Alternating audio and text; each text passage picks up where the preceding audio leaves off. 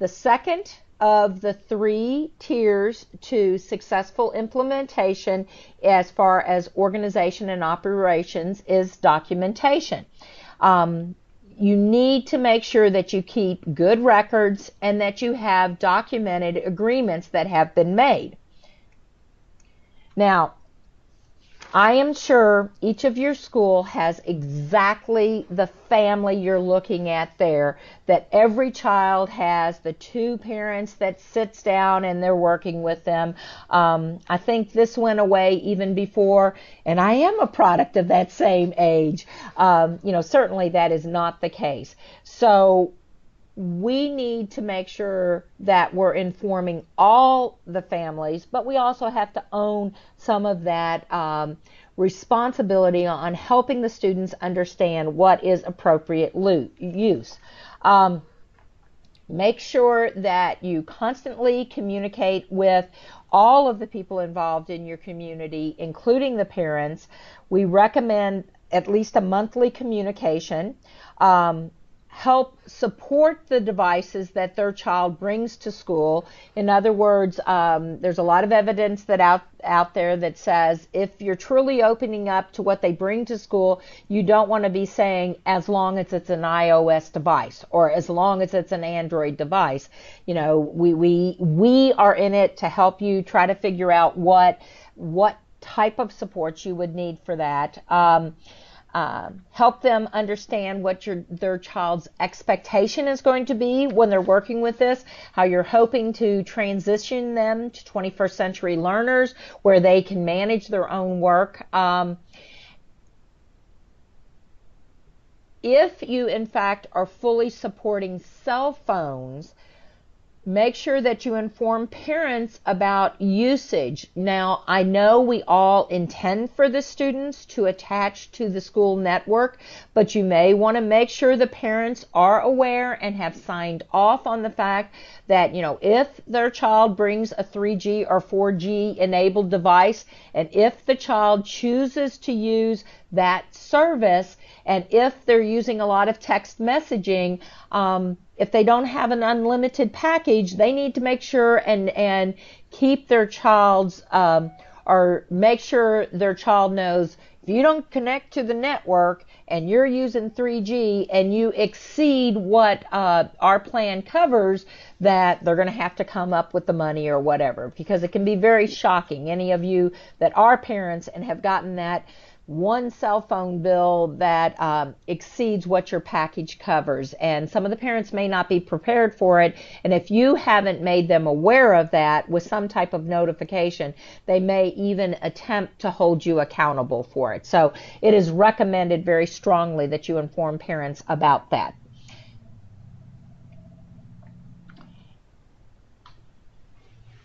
You may not recognize what this hand is, but this hand is actually our acceptable use policy that has been reduced into this image with the magnitude of how many times the word is used being blown up to a larger size.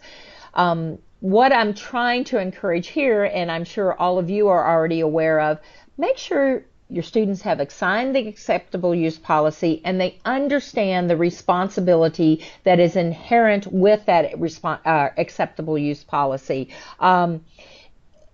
In addition to just signing the acceptable use policy, we strongly encourage that you take your students through some digital citizenship training, such as iSafe, but there are many other options out there, and that you are sensitive and fully aware of cyber safety and cyberbullying issues that could result in this atmosphere you are creating for learning. Now, it won't happen as long as you make students aware of the fact that this is not acceptable. This is zero tolerance. But if you're not proactive in informing that, you're not going to, you could end up with some legal issues associated with it. Carolyn, I noticed you were typing there. Would you like me to wait for a question, or did you stop on it? Or if there are any questions, I'm going to pause for a second. Again, we're in the document.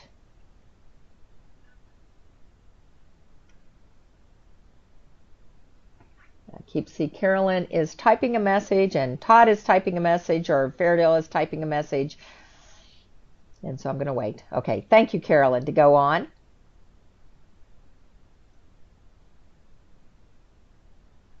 Okay.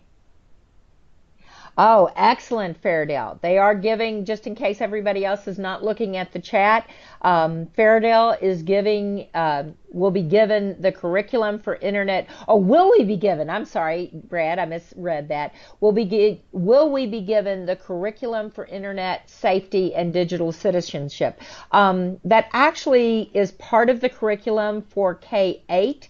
However, I believe that we will not have problems making recommendations, and with permission, Brad, I'd like to work closely with you with coming up with a recommended training procedure that we can take your students through, and then we can offer it out to all of the schools out there. We definitely have the materials. It's just traditionally because it is the 8th grade test where students demonstrate competency. We have not been real current on curriculum for high school, but I feel, unless Sharis chimes in differently at this point, that makes perfect sense. And I will note that we will come back in a very short time with that.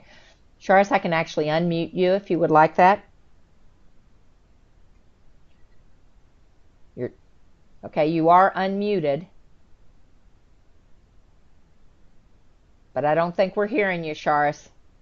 So you might have to go back to typing. There you are, Sharis. Okay. Everybody, all the teachers have an actual log on to iSafe. And who's your STC? Their STC is Todd Topher. Oh, okay. And so everyone has access to iSafe throughout the district. And that's a really, really good place to start. And then Common Sense Media also has a website that has some digital literacy information also. So you could use either of those resources. You kind of have to sift through a little bit, just extract the pieces that you want. But, and if you go out to iSafe, www.safe.org, you can just click on the link that's send me my password, and you can have that sent to you. So you just type in your email address, because we populated that already with everyone's using email addresses, and then it'll send you your password for that. Does that help? I think it is. Sharis, I'm going to mute you. You've got a little bit of an echo back, so is that okay now? And then I'll end up with the commitment to Fairdale that we'll make sure that you have your logon information, and we can actually generate logon information to both iSafe and the Common Sense Media, and work with you to find out which one works best for the time you have allocated, because iSafe has a complete curriculum as well as Common Sense Media. I think both are excellent. Thank you very much, Sharis. Anybody else? Okay, continuing forward, in the whole domain of communicating, one of the things that, we're in the domain of documenting. One of the things that I know each of the schools are looking into are, what do we do with students who don't have a device? All of your plans I've actually read, and all of them indicate that there is a commitment to making sure that schools that do not have a device that they can bring with to school will be provided some type of access. And I know many of you have actually bought iPads and are working with that as a way. I just want to underscore the information that we've pulled in from other schools that have worked with Bring Your Own Device, or using cell phones in school, and other materials along that same lines. They all seem to underscore the fact that you have to be very sensitive to not increasing the digital divide. And in fact, the icon I've brought up here shows that we have 2 students, but clearly one of those students just has access to maybe, searching the internet, that's the Google icon, and maybe they have an email address, and maybe they use Facebook, as opposed to the student that is using Twitter and Google and has streaming and has all these other things. That seems to be the new digital divide that we're very concerned about. So I would really encourage that each of your schools figure out how you're going to deal with those few students, and I don't think it'll be that many, and that you document as you're working with that. All of the schools that we have explored have definitely looked at being involved with a checkout system, be it for a period in a class or longer period during the day, or even to take it home. But with all of those, you have some type of sign out, sign in, and some type of responsibility for the student so that they have access.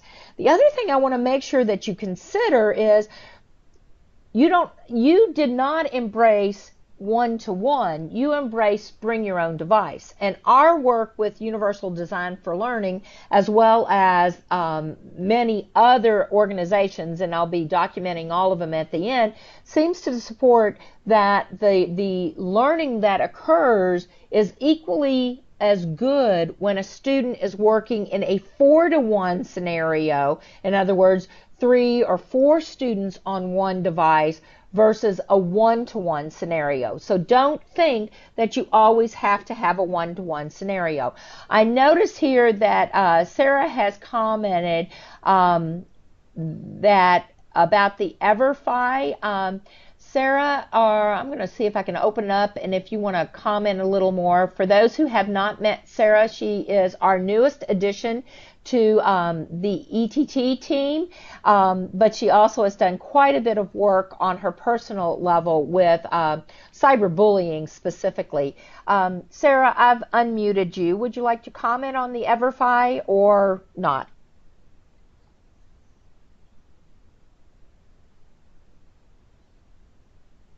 I'm believing that might be a not, which probably means her device is not set up to do so. So we'll send more information on that. But in the whole document, when you are dealing with the students without a device, make sure that you keep records. It may seem obvious, but if it's going to be in a classroom and only for a period, that may not be as difficult, but some of you may move forward with even letting the students take those devices home, and just make sure you know who's got the devices and where they're going, and that you do that ahead of time instead of after time. Okay? Pause to see if there's any question. The last of the 3 big rules, Sarah has added, for those who haven't seen it, sorry, I was trying to get MySafe as a good resource, but EverFi is a good resource as well, and we'll follow up with that. Yes, I agree with you, Sarah. There are multiple resources out there. It's a case of looking at what each school has as far as time to allocate for that internet safety training and digital citizenships training is really what I prefer to call it.